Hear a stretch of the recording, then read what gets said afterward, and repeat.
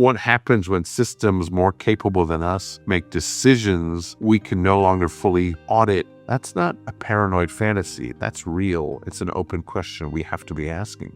And underneath both the remarkable and the remarkably frightening is a deeper question that I think is actually the right one to ask. What is it specifically that only human beings can do?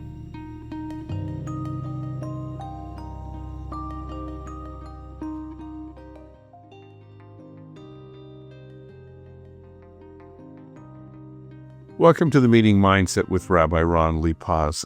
I want to ask you a question, and it's not a trick question. It's not really a test. It's just an honest, curious question. When did you last feel steady? I'm not asking when you felt happy necessarily. I'm not asking when you felt certain, just steady. Because if you're anything like most people that I encounter and most of the people that I know, including myself, steadiness has started to feel less like a resting state and more like something that we have to hope for, strive for.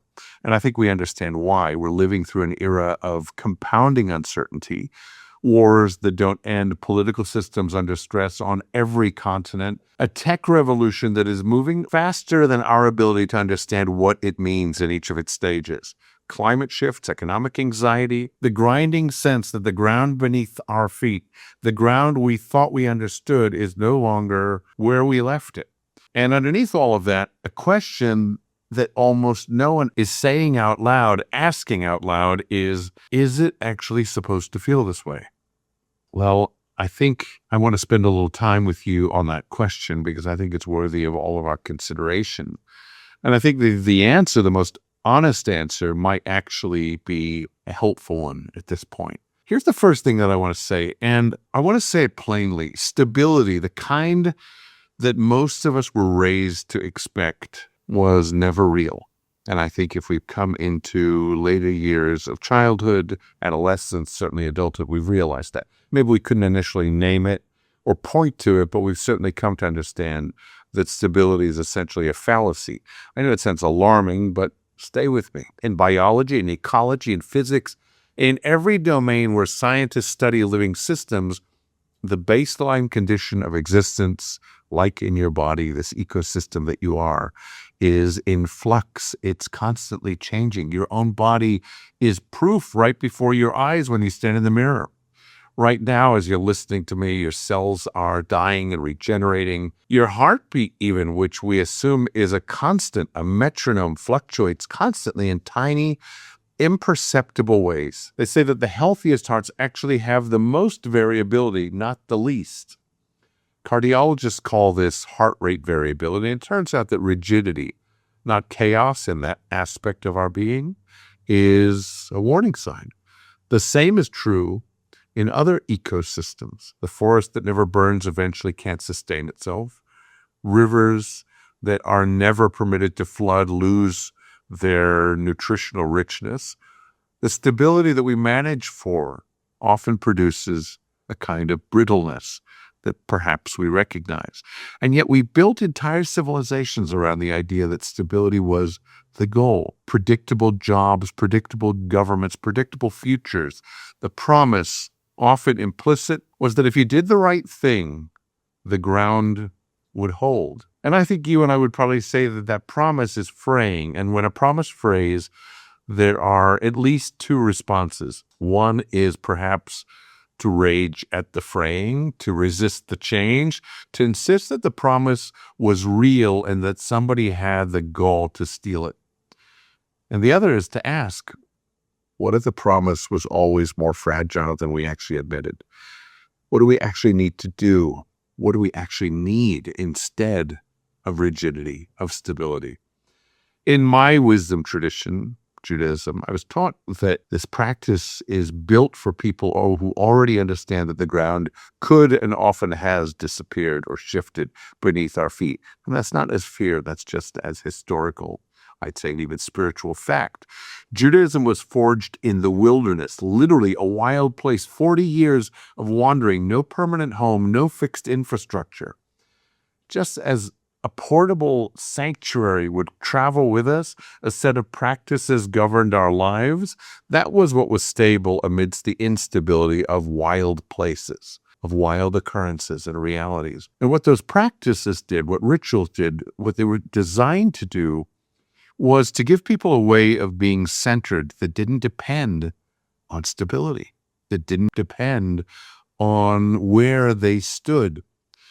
The Talmud, the collection of the arguments and conversations of the rabbis over centuries, has a concept for this. The idea is a Hebrew word, a simple word called makom, which you may be familiar with. It literally means place, but in the Jewish mystical language, one of the names for the creator is hamakom, literally the place, not a location, a presence. The idea that the source of steadiness is not somewhere you go. It's not a place where you fix yourself. It's something that you carry with you.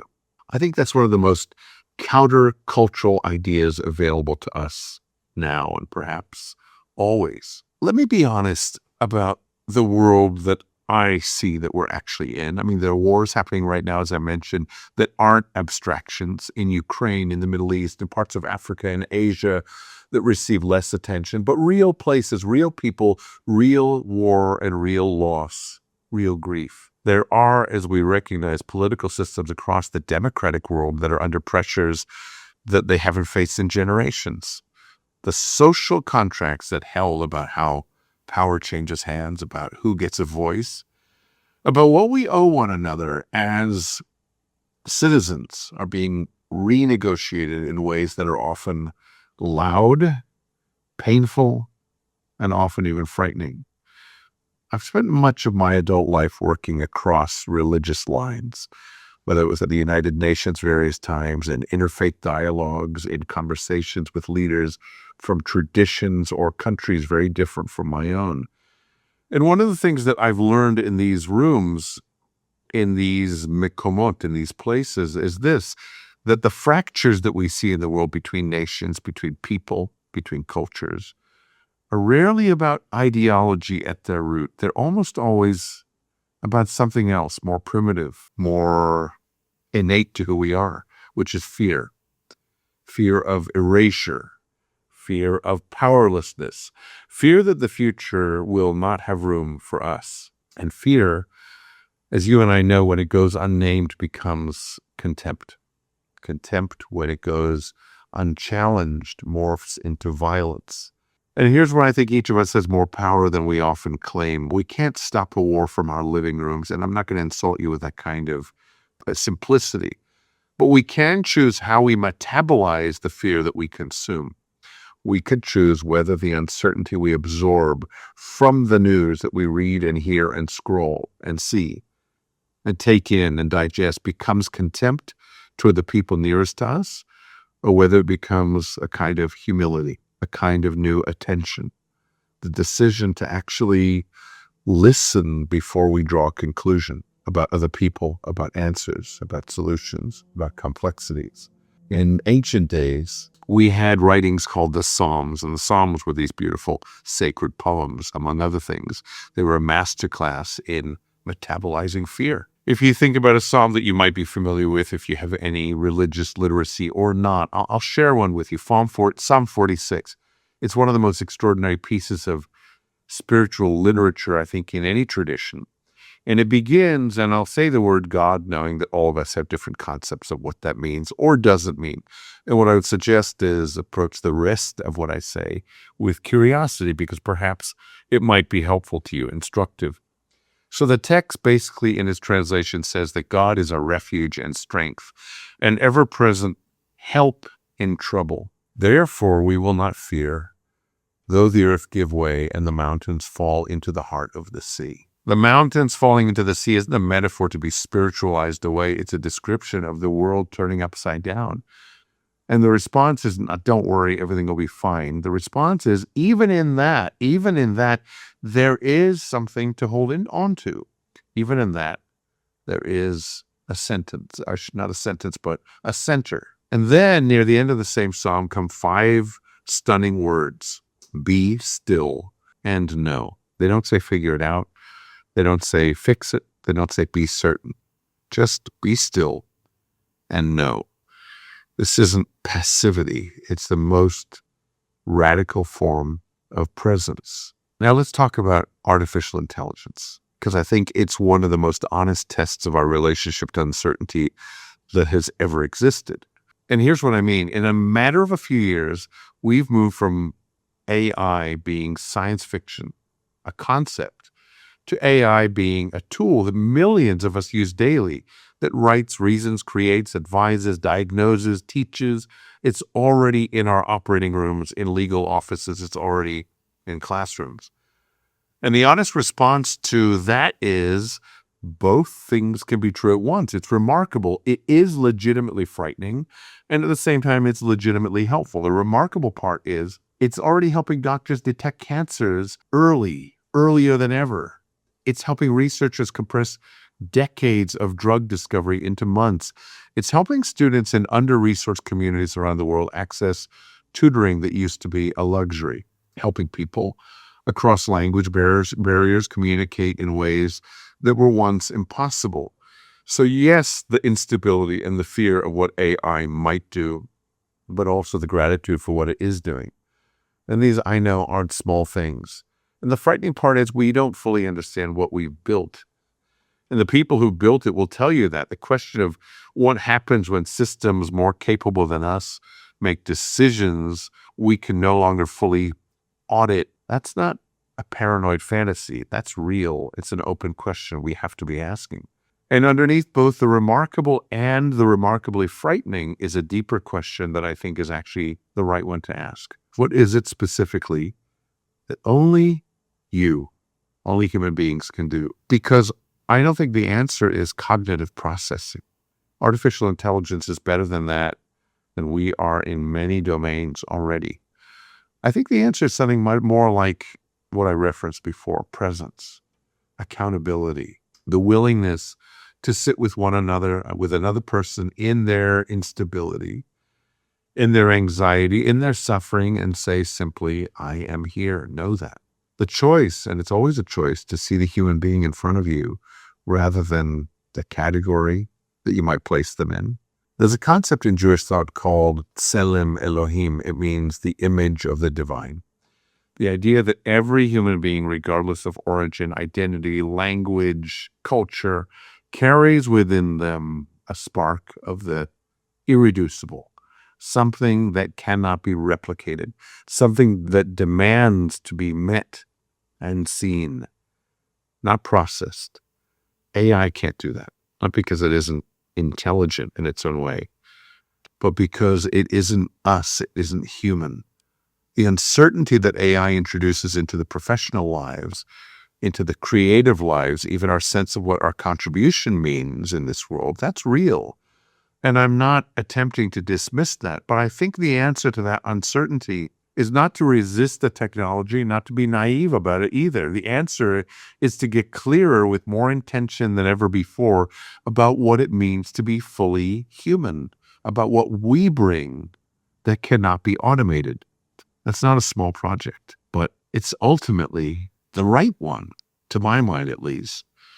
So let me try and name what I mean by stability or equilibrium. I don't mean balance. I want to be clear about that. Balance is, in a way, static. It implies equal weights on opposite sides. Balance is, in a sense, a photograph, a reflection. It can be perfect for a moment, and then the world breathes, and it's lost. It's gone. Equilibrium is different. Equilibrium, unlike what I described as balance, is dynamic. It's what a tightrope walker has, not the absence of the wobble, but the continuous active response to wobble, constant micro adjustments, constant recentering. I don't live far away from the beach, and sometimes at the beach in Santa Monica, I see there's a tightrope strung across from one palm tree to the next, and people are walking across it maybe 6, 8, 10 feet above the sand. And I watch them, and you realize that from the time they get on it till the time they get off, there's never a moment without wobble, but they're learning to manage themselves within that constraint. They're learning to understand the wobble and to say, it's part of what I need to be human and to walk this path. A constant recentering. The tightrope walker who never wobbles isn't more skilled. They're probably not moving, or they're not on the rope. And I think that's the invitation of this moment, not to find a way to make the uncertainty stop, because it won't. And not to find the right news diet or the right political tribe or the right technological solution that returns us to the stable world that we remember, but to develop the capacity for dynamic equilibrium, to become people who can be moved without being swept away, who can be troubled without being consumed, who can hold complexity without needing to resolve it prematurely. In my tradition, there's a blessing that we say just at the threshold of the Sabbath, the weekly practice of intentional rest. And one of the things that I've come to understand about Shabbat, the Sabbath, is that it's not an escape from the week. It's a practice in remembering that you're more than what you do and more than what you produce, more than what you fear, and more than what happened or might happen in the future. It's a moment of chosen presence. You can't solve that war today. You can't resolve the question of AI this afternoon. You can't rebuild the fractured political system by dinner time. But you can, with practice, become someone who is not destroyed by living with those unresolved uncertainties, those questions unanswered. You and I can become people who hold the uncertainty and show up. We can still love the people in front of us. We can still do the specific, the local, very human, distinctly human work that is actually ours to do. The Talmud teaches you're not obligated to complete the task, but neither are you free from starting it. You can't abandon it. I think those two clear clauses are near perfect descriptions of what it means to live with the equilibrium in the world of the uncertainty. You don't have to fix everything. You're required to, but you can't check out either. You're here. That's not an accident. And what you do with your being here in the specific life you're actually living matters. Let me offer you a few anchors, not solutions, just anchors. Things that I've found in my own life and in the lives of people that I deeply admire that I actually think help create the conditions for dynamic equilibrium. And the first is what I'd call the practice of radical specificity. Uncertainty becomes overwhelming when it's treated at the level of abstraction, the wide lens. The world is falling apart. Everything is broken. Nothing matters. Nothing stays the same. Nothing is reliable. When you catch yourself there, and we all get there, the move isn't to argue yourself out of that feeling. The move is to get very specific and very fast. What's actually in front of you today? What's mine to address, not globally, but locally, right now, right here? The Jewish concept I keep returning to is the notion that says that in a place where there aren't people, the word is a mensch essentially, a good, reliable person, be that person. It's from the Mishnah. It's a wisdom that's almost embarrassingly simple and practical. It says, wherever you find yourself, enter into the middle even of the storm, of the chaos. You can choose to be present even there. You can choose to be a human source of humanity, of presence, of seeing. Well, the second anchor is what I call disciplined consumption. Our nervous systems weren't designed to absorb a continuous, unfiltered feed of global suffering and global threat. That's not a political statement, and it's not a copping out either. It's just a biological, neurological one. The studies are unambiguous. Excessive news consumption, excessive scrolling, particularly social media news, is correlated with higher anxiety, with lower engagement civically and socially, and paradoxically, less accurate understanding of what's actually happening. The more alarmed we are, the less well calibrated we tend to be. Disciplined consumption doesn't mean ignorance, not putting our heads in the sand. It means choosing how and when we engage with the noise rather than letting the noise choose us. And the third anchor is a practice of transcendence. I say that with a pause because I know the word can sound like I'm telling you to get spiritual, get religious, and actually I'm not. What I mean is find things that reliably lift you out of the mundane, out of the mire, out of the storm, out of the immediate. It could be music. It could be breathing deeply. It could be walking in nature. It could be deep conversation with somebody whom you know to trust. It could be prayer or meditation, if that's your language, contemplation, experience of genuine beauty that is always here. These aren't luxuries. They're not escapism. They're the practices that keep us grounded in contact with the part of ourselves that is larger than even our anxieties or even the moment. I sat with people who were facing dire cancer diagnoses, other illnesses, profound loss, the collapse of everything that they built. And the ones who seemed to hold their equilibrium were almost universally people who had practices, who had habits of transcendence, that they didn't wait until crisis to begin. Plant the tree before you need its shade. Well, I want to come back to where we started. When did you last feel steady? I hope after everything we've explored today that the question sits a little differently, because I think what we're actually looking for, what most of us are looking for when we look for stability, isn't the absence of change. It's the presence of something that doesn't change when everything else does. For me, that sometimes has a name, and I find it in tradition with my eyes closed or open. I find it in the moments when I manage to actually stop and be still long enough to remember who I am beneath the news cycle, beneath the worry, beneath the tasks of a day. For you, it may have a different name or no name at all, and that's entirely up to you. But I do believe with everything in me that the capacity for equilibrium isn't an inherent personality trait. It's a practice. It can be cultivated. It can be deepened. It can be taught to our kids and to our grandkids. It's available to us even now, even in this moment of our lives. The world will remain uncertain. That's not going to change. But you and I can change how we carry ourselves in it. 3 words that psalmist said: be still, actually 4, and know. That's enough for today. I'll see you next time. I hope you share this if you enjoyed it, and maybe reflect back on it if it's helpful.